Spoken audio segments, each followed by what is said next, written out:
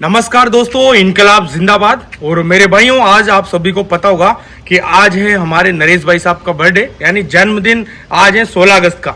और जिस तरीके से मैं देख रहा हूँ सर्व समाज के लोगों में, जितने भी चाहने वाले हैं उनमें, और नरेश मीना टीम में, मैं ये बोलने वाला हूँ कि भाई धन्य हो गया मैं इस चीज़ को देखकर। सुबह 7 बजे उठकर जितने भी चाहने वाले लोग हैं, सर्व समाज के लोग, उन्होंने गौशाला के अंदर, उसके अलावा अगर मैं बात करूं तो हॉस्पिटल के अंदर, गरीब लोगों के अंदर जा जाकर एक ऐसा संदेश दिया है जो संदेश वाकई में काबिलियत तारीफ है भाई। और मैं एक चीज और बोलने वाला हूं कि जिस तरीके से मैंने देखा है भाई, इंस्टाग्राम पे, फेसबुक पे, यूट्यूब पे, उसके बाद में जितने भी सोशल मीडिया प्लेटफॉर्म है, सब आज नरेश भाई साहब की स्टोरियों से हैंग हो चुका है। एक चीज और मैं बताने वाला हूं कि बहुत सारे मेरे भाई ऐसा पूछते हैं कि विराट भाई कोई अपडेट क्यों नहीं आ रही, नंबर दूसरी बात कोई नरेश भाई साहब से रिलेटेड कोई वीडियो क्यों नहीं आ रहे।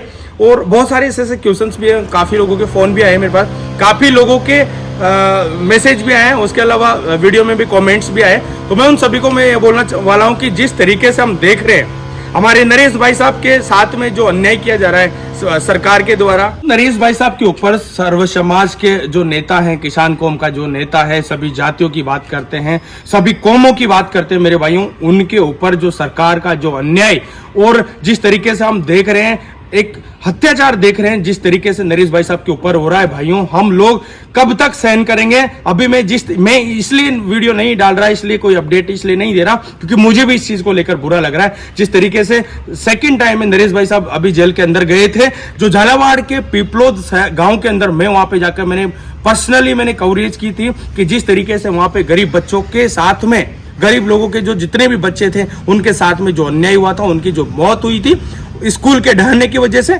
उस पर सरकार ने 1% भी ध्यान नहीं दिया। मेरे भाइयों, मैं हमेशा से यही चाहता हूं कि जिस तरीके से नरेश भाई साहब ने खुलकर वहां पे साथ दिया था, खुलकर वहां पे झालावाड़ के उन पिपलोद गांव के बच्चों के लिए बोला था, वैसे किसी भी नेता ने नहीं बोला। मेरे को इसलिए गुस्सा आता है क्योंकि किसी भी नेता ने उस पर आवाज नहीं उठाई, चाहे आपके कांग्रेस से होंगे, चाहे बीजेपी से होंगे, चाहे किसी भी पार्टी से होंगे, लेकिन आप लोगों ने एक बार भी उनसे सवाल जवाब क्यों नहीं किया। मुझे गुस्सा आता है क्योंकि समाज के लोग इस बात के लिए सड़कों पे उतर जाते, इस बात के लिए रोडे जाम कर देते, इस बात के लिए विधानसभा जाम कर देते। मेरे भाइयों, मैं ये चाहता हूं कि जिस तरीके से नरेश भाई साहब अकेला कब तक बोलेगा, जैसा कि आपने पहले भी देखा होगा समरावता गांव के साथ में जो ऐसा अन्याय हुआ था, ऐसा अत्याचार उनके साथ में हुआ था, हमारे युवाओं और उसके अलावा माता बहनों के साथ में ऐसा अत्याचार किया था पुलिस प्रशासन ने, सरकार ने इतना बुरा किया था, उसके लिए भी सिर्फ और सिर्फ नरेश भाई साहब बोले थे। उसके बाद में अगर मैं बात करूं तो जिस तरीके से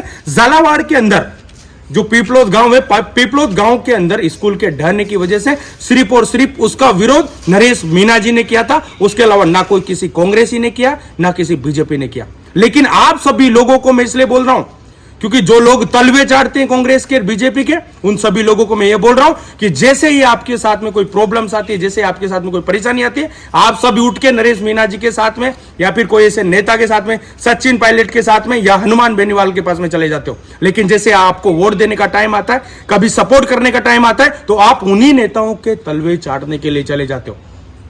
मेरे को इसी चीज से बहुत गुस्सा आता है दोस्तों, जिस तरीके से हम देखते हैं सर्व समाज के युवा साथी नरेश मीना जी की तरफ हमेशा से सपोर्ट करते हैं और आगे भी सपोर्ट करते रहेंगे। सर्व समाज के लोग भी नरेश मीना जी को काफी सपोर्ट करते हैं, लेकिन जब परेशानी आ जाती है तो क्यों नरेश मीना जी के अलावा दूसरा नेता क्यों नहीं बोलता? सबसे बड़ा सवाल है ये, इस पे सोचने वाली बात है।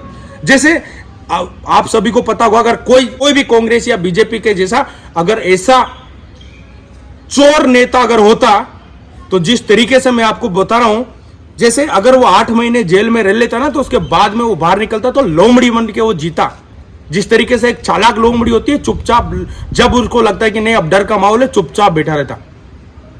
लेकिन नरेश मीना जी ने ऐसा नहीं किया, उन्होंने ऐसा बिल्कुल भी नहीं देखा, उनको ऐसा बिल्कुल भी नहीं लगा कि यार क्या कर रहे हैं अपन। 8 महीने जेल काटने के बाद भी वापस से वही मैदान में शेर के जैसे दहाड़े, वही मैदान में लोगों से मिले और वही जितने भी परेशानियां होगी, चाहे किसानों की होगी, चाहे गरीबों की होगी, उन परेशानियों को आवाज क्यों बुलंद करके वो ऐसे ही लड़े।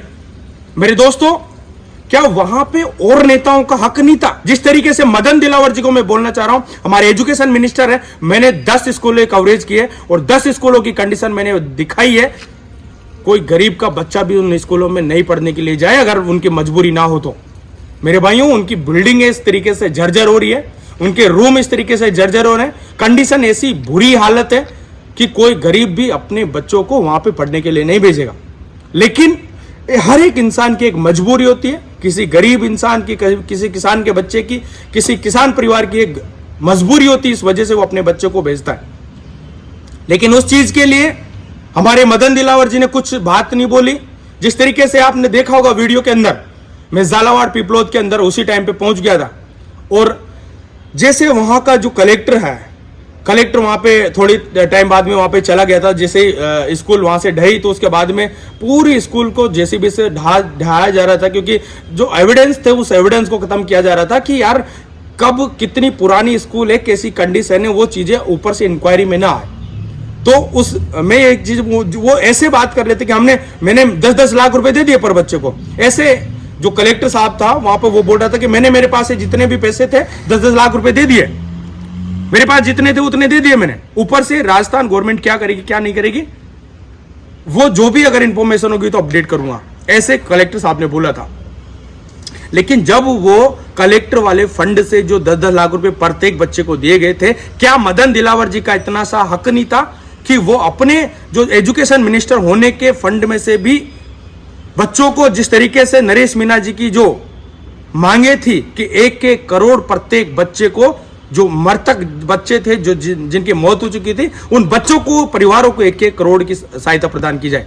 नंबर दूसरी बात, जो भी घायल बच्चे थे उनको 50-50 लाख रुपए सहायता प्रदान की जाए। और क्यों नहीं मांगे? जिस तरीके से आपने पता होगा कि अहमदाबाद के अंदर एक प्लेन क्रैश हो गई थी, ऐसे अमीर लोग उसके अंदर बैठे थे, चाहे फॉरेनर होंगे, चाहे विदेशी होंगे, चाहे कहीं पे, चाहे पैसे वाले थे, लेकिन उन पैसे वालों के लिए गवर्नमेंट ने 1-1 करोड़ रुपए उन्होंने रखा था, 1-1 करोड़ रुपए सहायता प्रदान की गई थी। क्या गरीब के बच्चे नहीं है? क्या अमीर के, जो अमीर आदमी, क्या वो वही अमीर है, उसके लिए सरकार बनी हुई है? क्यों गरीब किसानों के लिए नहीं बोलती? इस चीज के लिए ओनली नरेश मीना जी बोलते हैं।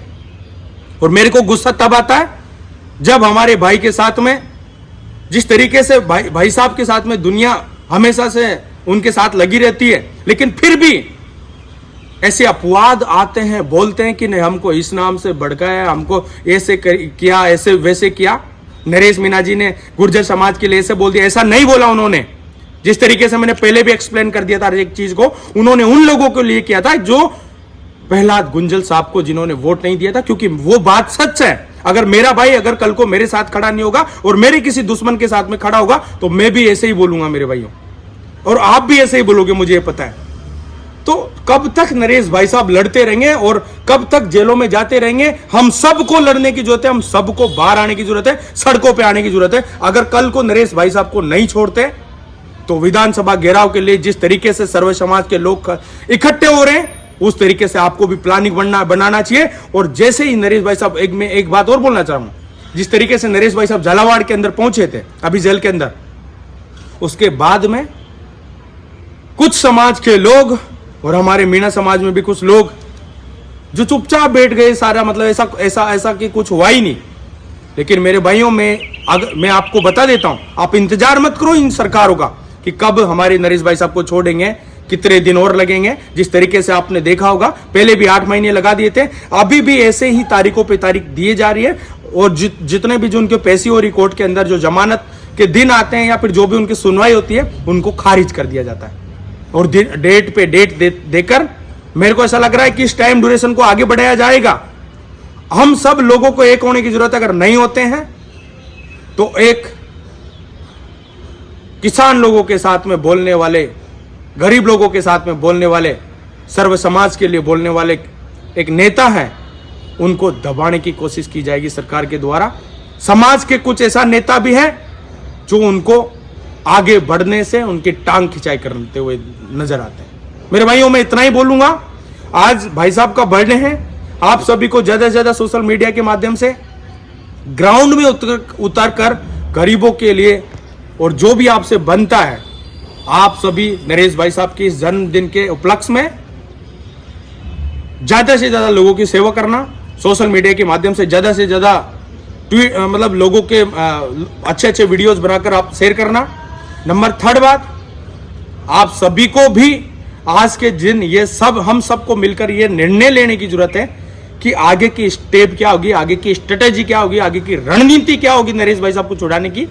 ये हम सबको आज ही डिसाइड कर लेना, तारीख पे तारीख का वेट नहीं करना, वरना जिस तरीके से पहले 8 महीने दिए थे वैसे ही अब की बार भी लंबा नरेश मीणा जी को अंदर रखना चाहते हैं। तो thank you so much. Video पसंद आए तो शेयर करना, कमेंट में आप अपनी राय जरूर देना और लाइक, और अगर आप सच्चाई और न्याय की आवाज के साथ जुड़ना चाहते हो तो सब्सक्राइब जरूर करना।